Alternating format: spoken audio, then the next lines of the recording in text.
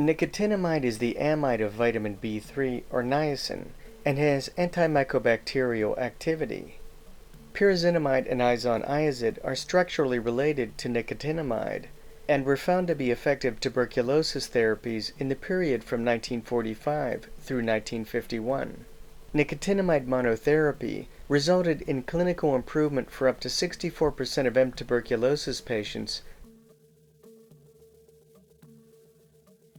The effect of nicotinamide against M. tuberculosis was compared in the mouse model, where it exceeded the effect of para-aminosalicylic acid and was greater than or equal to the effect of streptomycin, although nicotinamide was 7-fold less effective than pyrazinamide.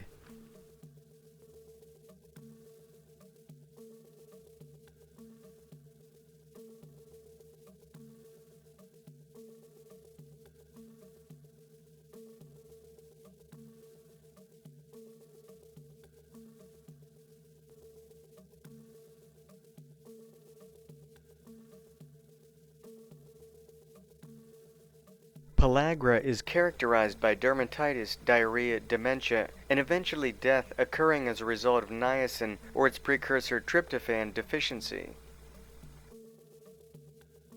Pellagra is characterized by a complex clinical picture, which can include neuropsychiatric symptoms and Parkinsonian features.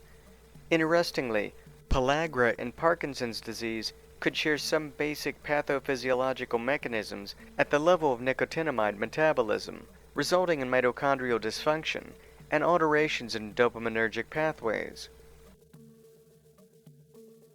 Pellagrans are prone to chronic infections, especially gut infections and colitis-causing diarrhea, and, at postmortem, tuberculosis.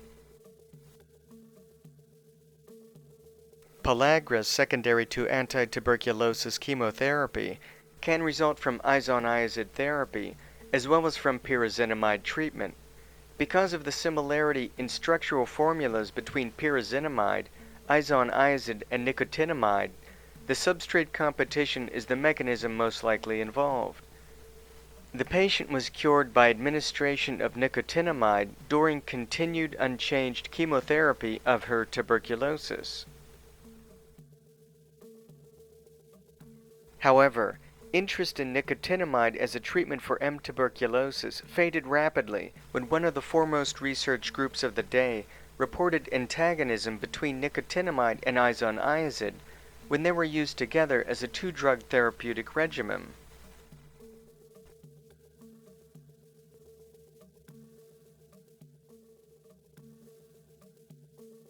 Ethionamide is a second-line tuberculosis antibiotic and is a nicotinamide derivative. In an article about 2 cases of ethionamide-induced pellagra, the authors state, anti-tubercular drugs isoniazid, pyrazinamide, and ethionamide are structurally similar with NAD. These anti-tubercular drugs competitively replace NAD from the metabolic pathways.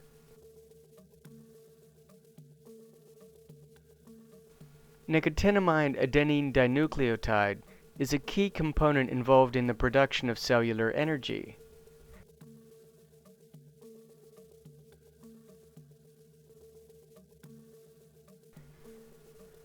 Our data demonstrate that nicotinamide also maintains increased intracellular NAD concentrations in HIV-infected cells.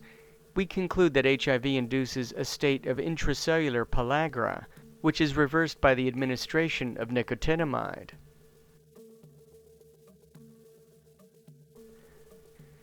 Nicotinamide, an NAD precursor, help salvage mitochondrial function with increased levels of NAD and maintain mitochondrial membrane potential. It also had neuroprotective effects by preventing loss of dopaminergic neurons.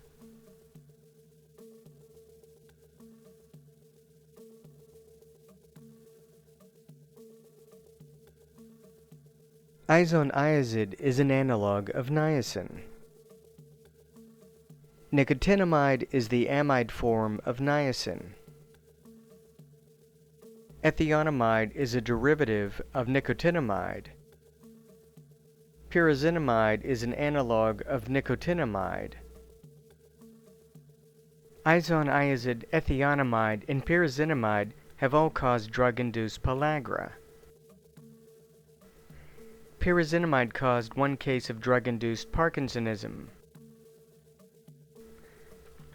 Nutritional deficiency pellagra, a deficiency of either niacin or tryptophan, has caused greater susceptibility to tubercular infection.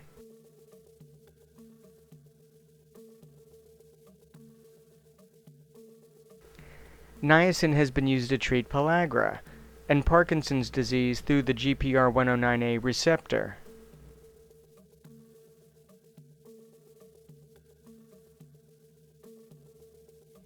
In Taiwan, a nationwide study of 121,951 TB patients and 480,800 non-TB controls yielded the following results.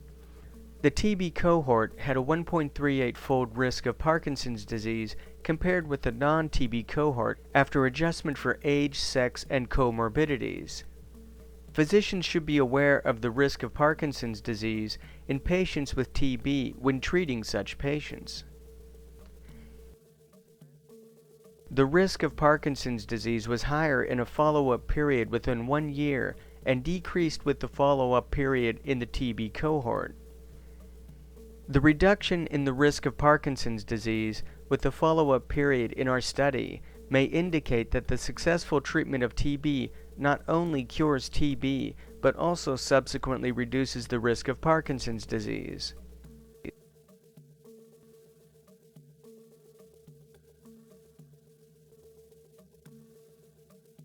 As reported in 1995, a Parkinson's disease patient acquired tuberculosis, and his Parkinsonian symptoms worsened due to Isoniazid chemotherapy, interfering with the conversion of levodopa into dopamine. Clinical evidence suggests an inhibition of the enzyme dopa decarboxylase, probably due to Isoniazid. Dopa decarboxylase, the enzyme which converts levodopa into dopamine, is inhibited by carbidopa in the body. Unlike carbidopa, Isoniazid crosses the blood-brain barrier to affect the conversion of levodopa into dopamine in the central nervous system. Like carbidopa, Isoniazid causes niacin and pyridoxine deficiency. In addition to causing drug-induced pellagra, Isoniazid causes peripheral neuropathy.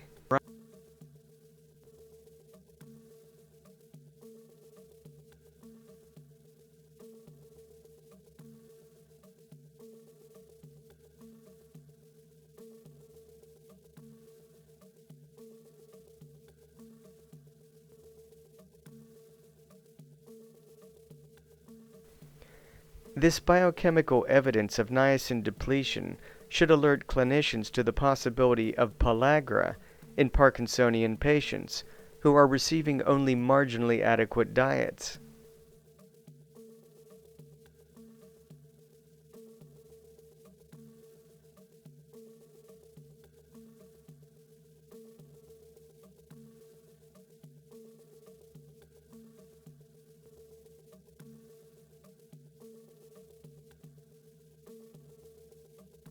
Niacin Receptor 1 is known by several names, including GPR109A. Niacin has also been shown to attenuate neuroinflammation, in part through Niacin Receptor 1 binding. Consequently, Niacin Receptor 1 has been identified as a potential therapeutic target for treating neuroimmune disorders such as multiple sclerosis and Parkinson's disease. When macrophages are infected by M. tuberculosis or stimulated by lipopolysaccharide endotoxin, macrophages accumulate lipids and become foamy through the activation of Niacin Receptor 1 and uptake of LDL cholesterol. In macrophages stimulated by LPS, niacin directly inhibits LDL uptake and selectively suppresses cytokine production. The following patent application is for a Niacin Receptor 1 drug to kill all forms of TB. A niacin receptor 1 inhibitor prevents the formation of lipid body by creating a hostile environment for the tuberculosis and thus induces respiratory burst.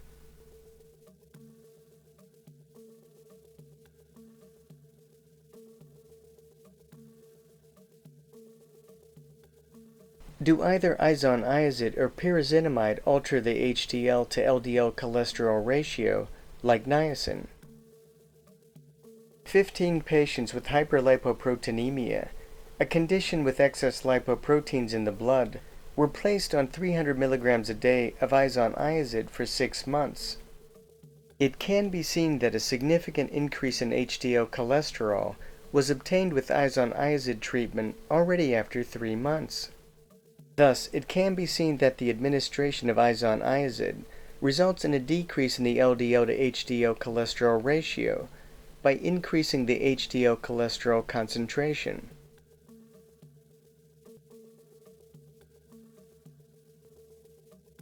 People with low HDL levels have more inflammation when infected with lipopolysaccharides. Administration of reconstituted HDL to humans blunts the deleterious effects of lipopolysaccharides. When incubated in whole blood, HDL binds to LPS and ETA. ETA is a component of mycobacterial cell wall and inhibits activation of toll-like receptors, thus preventing inflammation. Taken together, these observations indicate that HDL plays a role in protecting the host from the toxic effects of microorganisms and is part of the innate immune system. The title of the article from the African Journal of Biotechnology also states the results. Tuberculosis treatment raises total cholesterol level and restores high-density lipoprotein cholesterol in patients with pulmonary tuberculosis. Low levels of cholesterol are common in patients suffering from TB.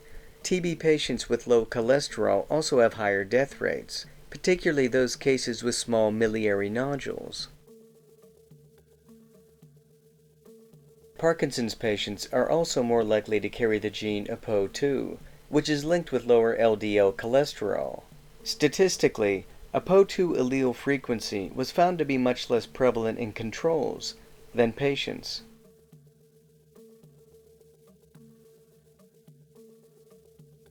In Mexico City, 21 TB patients were divided into 2 groups. One was fed a high cholesterol diet, and one fed a normal diet.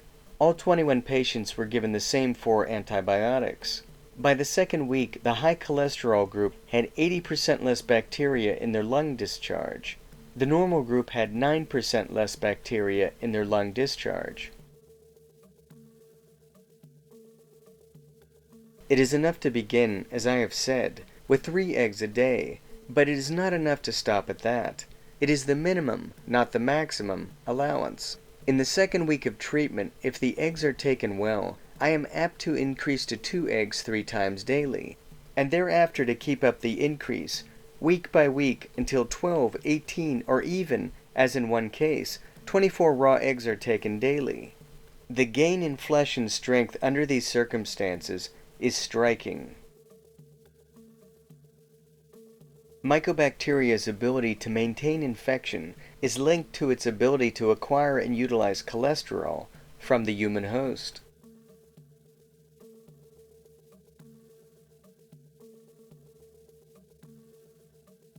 Researchers at Central Middlesex Hospital in London tested 158 TB patients, and only 11, that's 7%, had adequate vitamin D levels. Also, the tuberculosis patients had no seasonal variation of their vitamin D levels. Normally, the body's vitamin D levels fluctuate with the seasons. Vitamin D levels should be higher in the summer than winter, when ultraviolet light frequently comes into contact with the skin.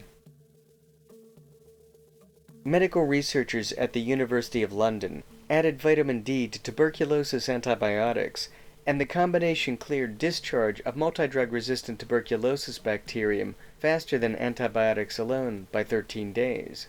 The combination quickened recovery time with greater inflammatory response and less lung damage than antibiotics alone. Vitamin D activates two genes that produce two antimicrobial peptides, cathelicidin and defensin beta 2. Cathelicidin is involved in intracellular killing of mycobacteria in macrophages. Cathelicidin plays an important role in controlling intracellular survival of mycobacteria. In the early 20th century, treatment for TB included heliotherapy, which consisted of being placed under ultraviolet heat lamps or in the direct sunlight in the hopes the ultraviolet light would kill the tuberculosis bacteria. In 1903, Dr. Auguste Royer instituted sunbaths for the treatment of tuberculosis. Dr. Royer had a 77% success rate in treating bone tuberculosis.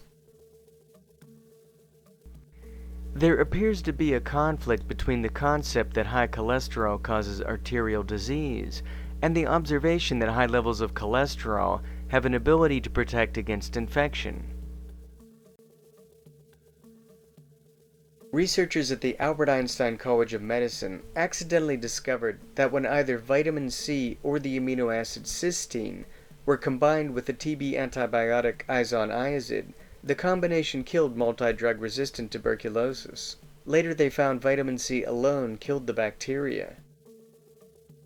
In the Neuro Research Parkinson's abstract, 1,000 milligrams of vitamin C and 4,500 milligrams of the amino acid cysteine were given as daily therapy. Pretreatment of HIV-infected blood with N-acetylcysteine, a precursor of glutathione, inhibited the growth of Mycobacterium tuberculosis, thus promoting immune responses to contain tubercular infection.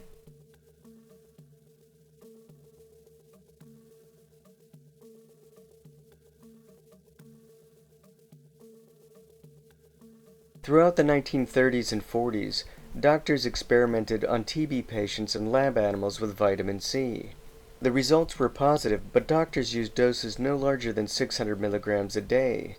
In 1948, Dr. Sharpey conducted a vitamin C test on 5 terminal TB patients. They were administered 15 grams of vitamin C daily, with or without vitamin D2. 15 grams is equal to 25,000% of the daily allowance, and by the end of therapy they had consumed 3 kilograms, or 6.6 pounds each. 6 to 8 months later, the patients were no longer bedridden, had gained between 20 and 70 pounds of weight each, and had a spectacular transformation of their general condition. The good doctor commented, "They gave the impression of becoming in some way unaware of the enormous tuberculous lesions they harbored."